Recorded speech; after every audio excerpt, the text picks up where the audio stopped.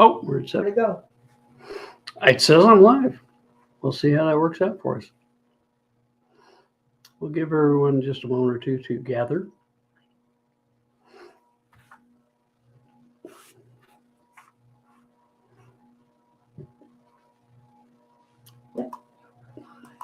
Okay. Well, it says 7 o'clock, so we're going to go ahead and start it. So, welcome everyone to the TSL Homestead of the Month for May 2024, our cocktail show. For a first time ever, Miss Mercy's a bit under the weather. She's having some allergy issues and some other things like that. So we're going to go ahead and press on through. I'm wearing an appropriate t-shirt. It says, in my defense, I was left unsupervised. So we'll see how this works out for us. I did have some comments from last month where we had a few too many facts and not fun facts. So we're not going to do quite so much of that this year. That was an experiment. So we'll see how it works out. Okay. So hello, May 2024. Cool thing about this is actually Get Caught Reading Month, which I was unaware of, but I do love to read. And interestingly enough, when Miss Mercy and I were first dating, we actually went to a Salina, Kansas River Fest, and it was Get Caught Reading Month, so it must have been somewhere around this time. And she actually won the very first Nook I'd ever seen. And so that was very cool. She was caught reading. She won it. So it holds a special place in our heart. All right. So to move on. What's going on in May? All right. Days of note. Near and dear to our heart. May 4th, Star Wars Day. May the 4th be with you. Absolutely. And also, coincidentally, Free Comic Book Day, which all the comic book shops give out a free comic book. It's a sponsored thing. Many decades ago, I used to work for a comic book store, and Free Comic Book Day was an absolutely fantastic day. All the people came in and got a free. In our case, it was a free Spider-Man comic, and we actually had my younger brother playing Spider-Man because the other Spider-Man got sick. Nobody cares, but it, blast for the past. So, May 5th, Cinco de Mayo, which literally means the 5th of May. Okay. It actually celebrates the Mexican beating the French in a war back in like the 1860s or something like that. So it's important to those folks, and we all like tacos, so it's all great. May 12th, Mother's Day. I went out and saw my mom. Miss Mercy came out. Her mother is in a different state. So we went, we called her and said, Happy Mother's Day. We actually went and visited my mother, so it makes her happy to see us kids. And we turned out okay. So she's a great mom. Yay. May 19th, May Ray Day. This is something I'd never heard of before. It's when you go outside and get sun. So it's like the D3, vitamin of your month. Okay. May 21st, Talk Like Yoda Day. It is. We should talk like that. I love Star Wars. Yes. Okay. May 26th, the World Lindy Hop Day. It's a dance. Nobody knew it actually had a freaking day devoted to it, but apparently it does. I don't know much about it, but look it up. Lindy Hop. I hear it's a real banging thing back in the 1920s. And then finally on May 27th, Memorial Day, which is when we remember all those who have served in our armed forces and have passed on or are still serving, and you just want to recognize it. So that's the cool days in May. All right. Quote of the month. Feral hogs are mammalian cockroach by James LaCour of the State Wildlife Vet of Louisiana. Now, you may be asking, what does this actually mean? Well, it really kind of is what it says. Feral hogs are a big problem in Louisiana and some other states. Texas also has this problem. And basically, like you can shoot as many as you want and they still come back like cockroaches. So who knew? Now, I don't know if they're irradiated. Again, in my defense, I'm left unsupervised, so we're not going to talk about that. Okay.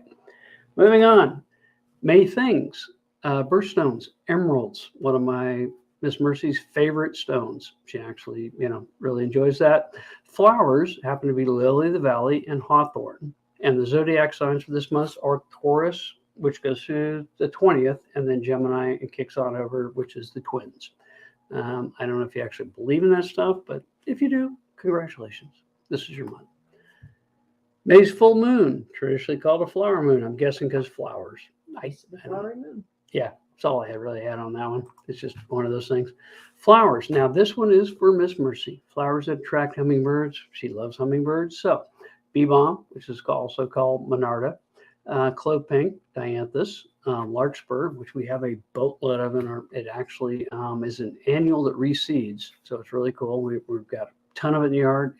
Delphiniums and foxglove, also called digitalis, which may or may not be aware of, is actually a deadly poison, but in very small quantities can be used to fix heart things. So that's good.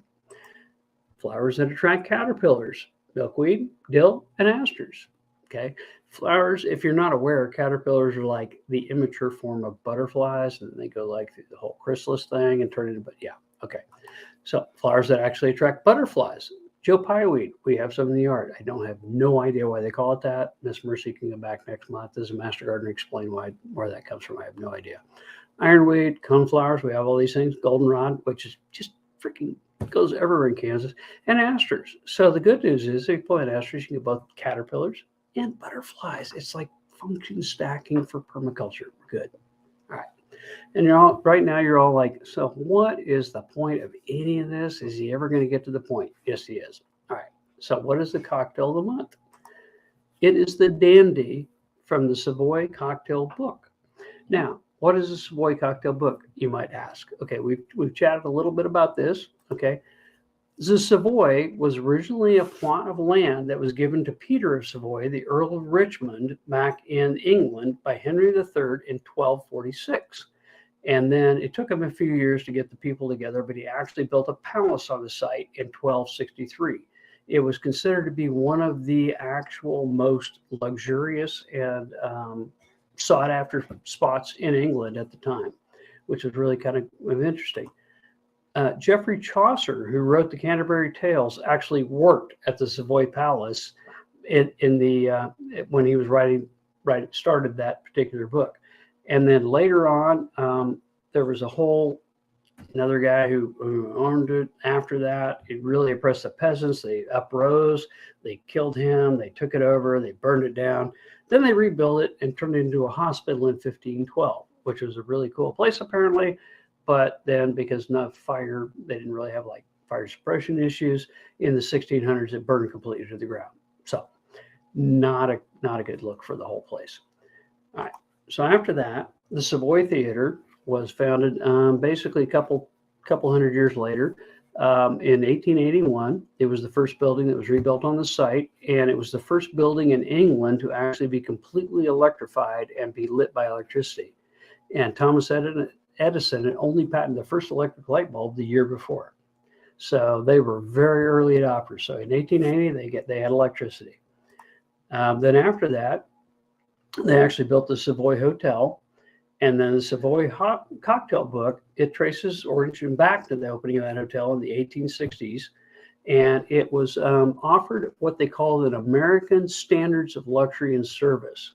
So the Americans were coming over to England at the time, and they had kind of expected there was like the Vanderbilts and all the people who were like robber barons over here, and they kind of expected a certain amount of luxury, and England didn't really provide that at the time. So this hotel was built. It was built to American standards and had very rich people who came over from the Americas would stay at this hotel. So the interesting thing about it, they had what they called an American bar instead of the traditional English bar. Now, English bars where they took a spirit like whiskey or bourbon or something or gin, and then they added a form of water to it. They would add like either straight water, they would do a club soda, they would do something like that. That was the European style. Americans, because we kind of do everything over the top, the American style bar took a spirit and added another spirit. So we didn't do water, we just added more booze because we're Americans. So that's what the Americans expected. That's what we gave them. Interestingly enough, when it originally in the late 1890s, most of the women at the Savoy Hotel and Bar the bartenders were women. The very first head bartender, her name was Ada Coleman, who started with the company in 1899, and she was the head bartender for about 25 years. And she retired in 1925, and she was succeeded by a bartender named Harry Craddock. And he developed and wrote most of the cocktails in the Savoy cocktail book. Now, interestingly enough, the very first run of that was in the 1930s. It was 250 copies. The company had him personally sign all of them. So I guess that's the origin of signed autograph books. I don't know.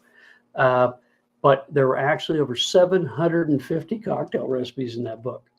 And this book has been in continuous publication now since the 1930s, and they brought out a 125th year version a few years ago. And so you can still get it on Amazon. It's about $35. If you want to see the original book, it's part of the Internet Archive. You can actually go and look at the original book that was published in the 1930s. So interesting stuff. So we're all past that. Comment yet? Okay, so what is our cocktail? We're going to it's called the Dandy. Okay, and basically this is a cocktail that was invented by Harry Craddock back in the 1930s, and it's a very basic cocktail. It has skipped one. Has 1.5 ounces of rye, and as you all know, we're very fond of Blue Note, which is kind of a regional-ish rye that we like a lot. It has 1.5 ounces of sweet vermouth. We're going to go ahead and use the Martini Rossi, which there are better ones out there, but this is what you can get in Kansas. We're going to put in 3 dashes of an orange liqueur. At this point, it is Cointreau, which we got the big bottle, and we got this like 3 or 4 years ago, and you can see they're like an ounce gone. So it can be used for lots of things. Put it right next to your bottle of absinthe. You know, you're going to spend a lot, but it's going to last for a while. And then lastly, there's just a dash of Angostura bitters, okay? And then we have some peels of lemon and orange for it. So what we're going to do is an ice-filled glass. We don't need a lot of ice because we're only making one of them. We're going to combine the rye, which is 1.5 ounces. Live on TV, because I'm unsupervised, I'm making it myself. Okay, so we're going to pour that in. All right, so 1.5. 1.5 ounces of rye, 1.5 ounces of sweet vermouth, which is the red one. For you Philistines out there, the dry one is the clear one, which we like. It makes perfect Manhattan. It's fantastic. Okay, we're going to take, this is actually the Cointreau, which is the orange liqueur. We're just going to put in 3 drops. Whoops, maybe a little more than 3 drops. We'll see how it works out. And then 1 dash of the bitters. Okay. And then what we're going to do is we're just going to stir this around until it gets chilled.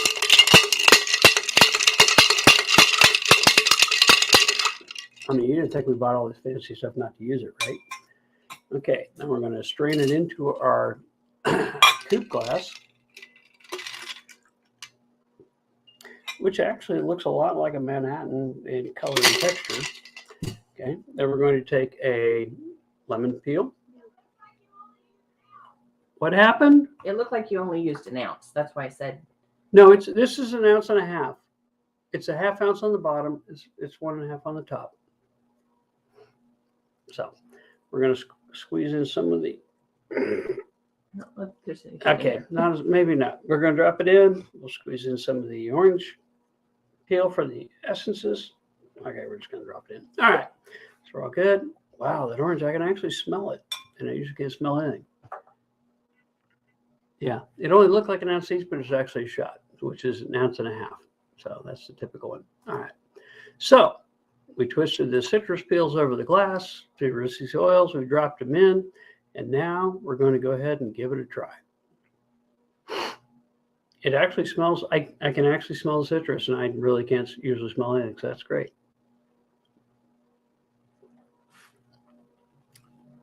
Wow, that is really quite tasty, but the orange really comes through.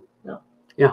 Well, and it might be because I put a little extra orange Cointreau in it as well, but it has kind of a light orange essence. It's not overpowering. It's really quite. Yeah, it's not bad at all. Care to try? My producer's going to try. We'll see what she thinks. It's a little bit orangey. It is really good. But it is really good. It's definitely in the Manhattan kind of family, but the rye is very tasty. And that's not a bad summer drink. We'll have to take it down. You know, Miss Mercy's watching from off stage, so we'll see what she thinks about it. But so that's really kind of where we're at. That's what we got going on. Any comments or questions? Not seeing anything.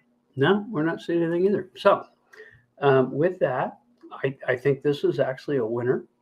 I'm pretty impressed by the Savoy history. It seems like the kind of place I would want to go to, not when the peasants are revolting, but if you've ever seen History of the World Part 1, the peasants are revolting, sire. You said it. They stink on ice. Yeah, go look it up. Anyway, so thank you all very much. We appreciate your tuning in.